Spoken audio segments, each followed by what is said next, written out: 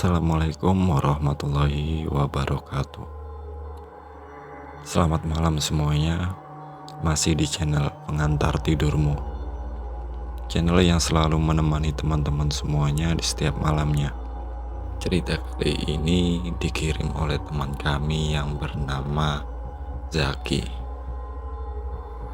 Oke, sebelum masuk ceritanya, saya mengingatkan dulu kepada teman-teman untuk selalu support channel ini agar channel ini bisa berkembang dan saya, Lian, bisa selalu menemani teman-teman semuanya di setiap malamnya.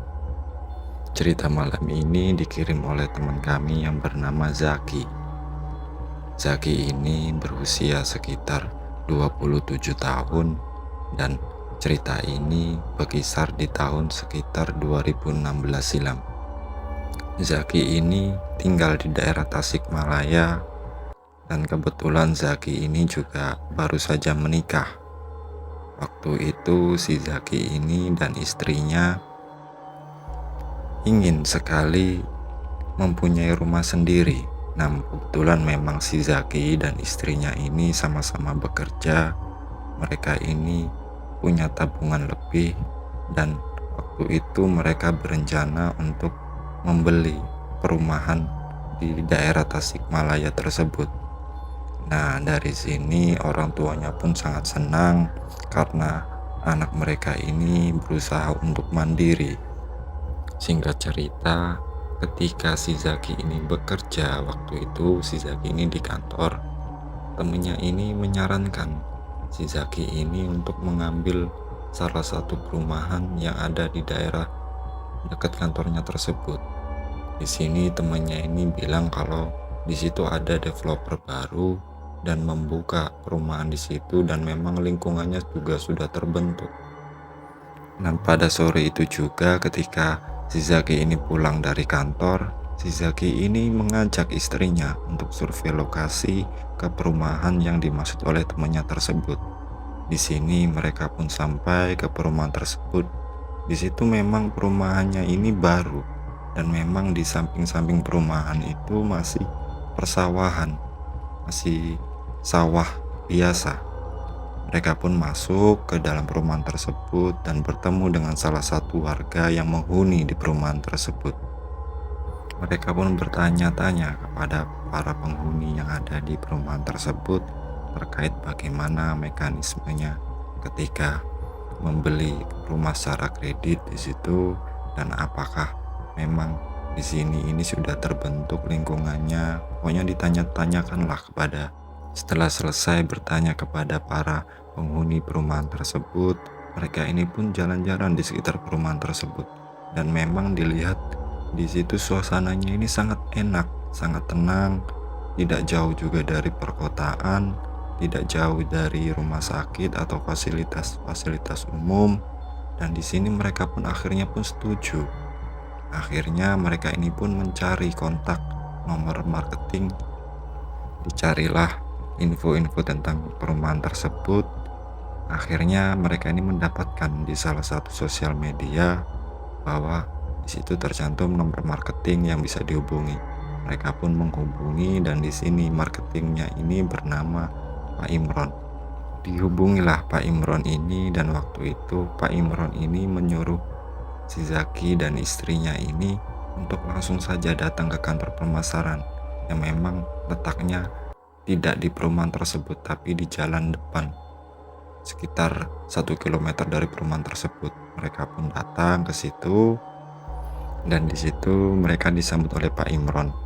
Pak Imron ini menjelaskan semua tentang mekanisme kreditnya seperti apa, pengajuannya seperti apa, berkas-berkasnya seperti apa, dan tak lupa Pak Imron ini juga menunjukkan layout rumah-rumah yang memang belum terjual di situ. Akhirnya si Zaki dan istrinya ini mereka pun memilih area rumah yang menghadap ke sawah tersebut karena memang di situ dilihatnya seperti lega karena depan tidak ada bangunan apapun, hanya jalan dan di samping jalan itu cuma sawah, jadi belum ada sama sekali. Singkat cerita, diuruslah semua berkas-berkasnya diajukan kepada Pak Imron, sekaligus mereka ini men-DP rumah tersebut. Setelah melalui proses yang panjang sekitar 2 bulan, mereka ini pun mendapat kabar dari Pak Imron kalau memang pengajuan kredit rumah mereka ini di ACC oleh bank. Nah, mereka pun sangat senang di sini karena akhirnya si Zaki dan istrinya ini bisa mempunyai rumah sendiri dan memulai keluarga barunya sendiri di rumah tersebut. Nah, singkat waktu akhirnya mereka ini pun mulai memasuki rumah tersebut. Tidak ada hal aneh apapun selama mereka tinggal di rumah tersebut. Bahkan mereka ini mengaku sangat senang, sangat tenang karena memang di depan rumah mereka ini area persawahan di situ. Jadi suasananya ini sangat tenang, sangat sejuk. Jadi mereka sangat menikmati sekali tinggal di rumah barunya itu. 7 bulan pun berlalu. Di sini sawah-sawah di depan rumah mereka itu mulai diratakan. Nah, dari sini si Zaki pun tanya kepada marketingnya Pak Imron ini, "Loh Pak, itu sawah-sawah di depan rumah itu yang membentang itu mau dijadiin perumahan juga kah Pak?" Pak Imron pun menjawab, "Ya Mas, ini untuk tahap 2. Kalau perumahannya Mas ini kan tahap 1 dan kebetulan memang area depan rumah Mas itu sepanjang itu memang sudah dibeli developer. Sekitar 1 bulan lagi akan mulai pembangunan Mas." "Oh ya sudah Pak, ya gitu. Kenapa Mas?" "Enggak Pak, enggak apa-apa, cuma tanya aja kok." Waktu pun terus berjalan. Di sini pembangunan sudah mulai terlihat. Lihat dari depan rumahnya si Zaki ini memang sudah terlihat sederetan rumah-rumah yang mulai dibangun di situ. Tapi si Zaki ini sedikit ganjal karena melihat di depan rumah mereka ini tidak dibangun rumah. Zaki pun ini iseng tanya kepada tukang-tukang yang membangun rumah tersebut, "Loh Pak, ini kok yang depan rumah saya ini kok nggak ada rumah, nggak dibangun rumah?" Dan si tukang itu pun menjawab, "Loh ini nanti bakal jadi jalan Mas. Jadi depan rumahnya Mas ini akan jadi pertigaan." Di sini Zaki pun sangat kaget. "Loh, iya kah Pak? Akan ada jalan tembusan lagi ke tahap 2?" "Iya Mas, nanti di depan rumah Mas ini akan ada jalan tembusan menuju ke tahap selanjutnya. Jadi di depan rumah Mas itu akan jadi pertigaan Mas." "Loh, rumah saya jadi tusuk sate dong Pak?" "Kalau menurut saya sih iya Mas." Si Zaki pun ini pun masuk ke dalam rumah dan menelpon Pak Imron. Di sini si Zaki ini tanya, "Pak, apa benar Pak di depan rumah saya itu nanti akan ada jalan tembusan menuju perumahan tahap selanjutnya?" Dan di sini Pak Imron pun menjawab, "Iya Mas, nanti enak Mas biar tembus. Tapi rumah saya ini jadi tusuk sate Pak pas mengarah jalan tersebut." Dan di sini Pak Imron pun cuman diem dan cuman bilang, "Udah Mas, sekarang lo udah zaman modern, udah nggak percaya lagi Mas sama yang kayak gitu-gitu." Di sini Zaki pun ini masih tidak terima. "Loh ya nggak bisa gitu Pak. Kalau saya tahu nanti bakal depan rumah saya itu akan jadi rumah tusuk sate, saya akan mengambil unit lain Pak." Dan di sini pun akhirnya si Zaki pun menutup teleponnya dan menceritakan hal tersebut kepada istrinya. Dan di sini istrinya pun cukup kaget dan bilang, "Loh, gimana sih Mas? Kok rumah kita jadi tusuk sate?" "Ya nggak tahu Dek, orang memang layoutnya sudah kayak gitu, ya kita bisa apa? Kita juga udah terlanjur membeli unit ini." Akhirnya mereka mau tidak mau pun harus menerima kenyataan tersebut. Waktu pun terus berjalan dan akhirnya perumahan di area depan rumahnya si Zaki ini pun sudah selesai dibangun dan memang benar. Di situ dibangun juga jalan dan memang di depan rumah si Zaki ini menjadi suatu pertigaan. Dan rumahnya memang benar-benar menjadi rumah tusuk sate di situ. Mulailah terjadi keanehan-keanehan di situ, di mana lampu depan rumah mereka ini selalu mati di situ. Di sini Zaki ini bercerita bahwa Zaki ini sering sekali mengganti lampu depan rumahnya itu karena memang sering mati. Padahal sebelum-sebelumnya mereka tinggal selama hampir 1 tahun di situ, mereka ini belum pernah ganti lampu. Dan suasana di rumah mereka ini pun menjadi panas, semakin pengap dan nggak seperti dulu lagi yang seger.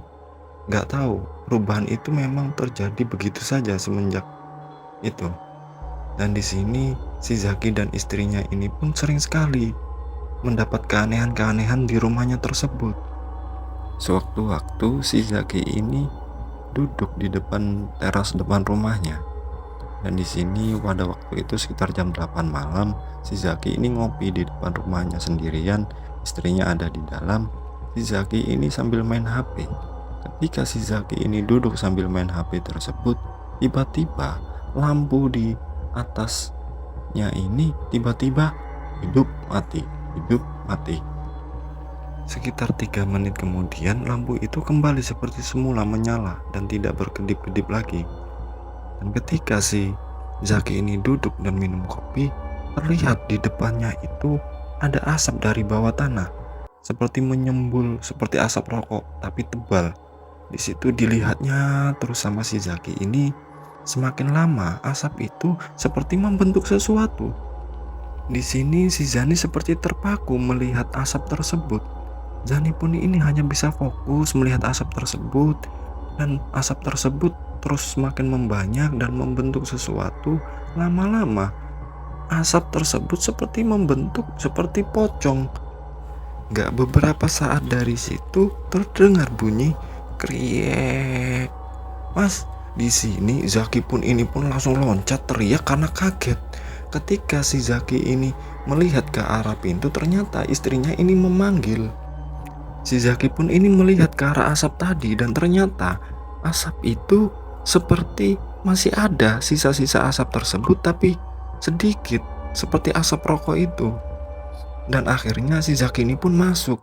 Si Zaki ini masih mikir apa sebenarnya yang terjadi di depan tadi itu.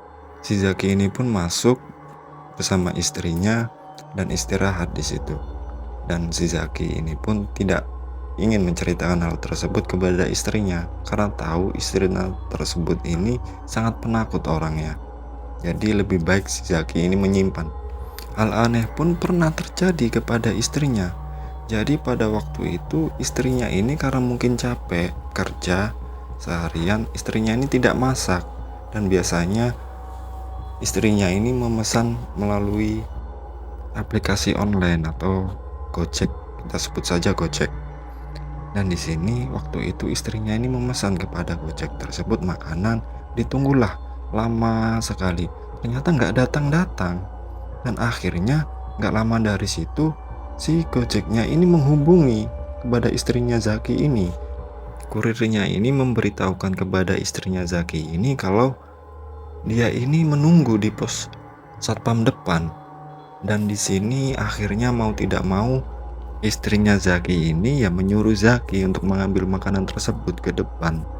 Suaminya pun ini jalan ke depan, dan di situ dilihatnya ada satpam dan Pak Kurir tersebut. Ditanyalah sama Zaki, "Loh, kenapa Pak nunggu di sini?" Si kurir ini pun hanya diem dan raut mukanya itu seperti pucat. Dan akhirnya si Zaki pun memberikan uang pembayaran untuk makanan tersebut. Si kurir pun menerima uang tersebut, dan si kurir ini hanya bilang, "Maaf ya Pak." Seketika itu si kurir ini langsung pergi begitu saja.